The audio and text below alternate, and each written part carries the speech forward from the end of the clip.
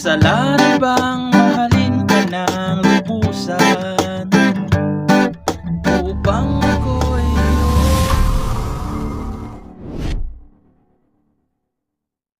Hello mga ka-idol! So ngayon meron na naman ulit akong ituturo sa inyong magandang kanta. So yung title nito ay yung Kasalanan Ba by Menopause. So napakaganda ng kanta na to. Naturo ko na rin to dati, strumming version, no? So dito is reggae naman, no? So dito sa reggae natin is yung lagi lang natin itinuturo, no? So ganito lang siya. So magbe-bass lang kayo na isasama nyo yung string, okay? Ganito yung mangyayaring tunog.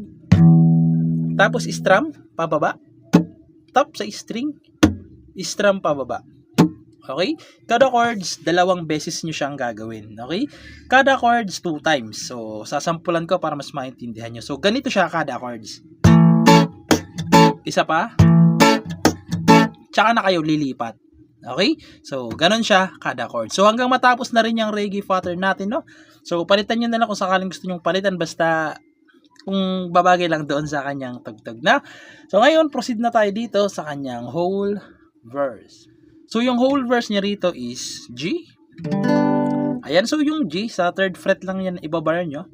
Sa 4th fret ay 3rd string. Sa 5th fret, 5th tsaka 4th string, G.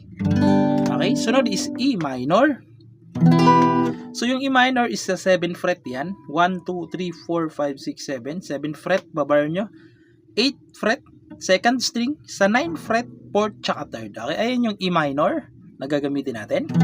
Sunod is C. So yung C, 3rd fret naman ulit nakabar siya. Dito naman sa 5th fret niya ay 2nd string, 3rd, tsaka 4th. Okay, so ganito kasi ako mag-iipit ng 3 string sa isang fret. Okay, ayan. So C, tapos pupunta kayo ng D. So yung D, same shape lang silang dalawa. Bali ito, mapupunta lang sa 5th fret. Okay, ito sa 7th fret na. Okay, ito uusod lang sa 5th fret. Ganyan siya. Yan, D na siya. Okay, nasa 5th fret na yung bar. Nasa 7th fret naman yung 2nd string, 3rd, tsaka 4th. Okay, ayan yung kanyan D. Okay, yung 4 na chords na yan, 4 times nyong gagawin. Okay, 4 na beses. So, sasampulan ko kayo ng 2 beses lang. Okay, 2 times ko lang isasampol yung chords na yan para hindi tayo ma-copyright, na? So, ganito siya kapag kinantahan sa verse.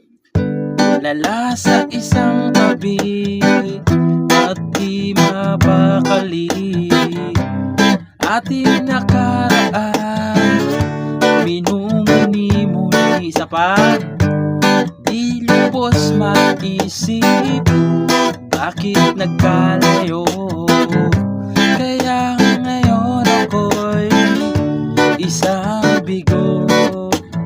Tapos, ulitin nyo pa ulit ng 2 beses kasi 4 times nga yung gagawin nyo. So, dito sa kinanta natin, 2 beses lang. Baka makapiright tayo, okay?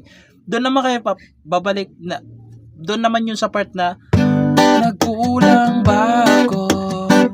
So, doon yun sa part na yun. So, hindi na lang natin kakantahan, baka makapiright tayo, no? So, proceed na tayo kaagad doon sa kanyang pre-chorus. Doon sa ako'y may natutunan. So, doon na lang kaagad tayo, no? So, ngayon, proceed na tayo sa kanyang pre-chorus. So, yung pre-chorus niya rito is E minor. Ayan. So, hindi na natin iisa-isain yung string na naturo na natin. Okay? Ayan, E minor. Sunod is B minor. So, yung B minor, dito na sa 9th fret ay 5th string tsaka 4th lang. 'Di ba naka-E minor kayo? Itong dalawang daliri nyo, iangat nyo lang sila ng 5th string tsaka 4th string. Ayan yung B minor na. Tapos pupunta kayo ng C, D. Okay? Ayan, D. Yung 4 na chords na yan, 2 beses nyo silang gagawin sa pre-chorus. Okay? 2 times. So, ganito naman siya kapag kinantahan sa pre-chorus. Ako'y may natutunan sa aking karanasan, mali ang magmahal agad ng isa pa, pigilan ng damdamin kung kailangan upang di masaktan, kay iiwanan.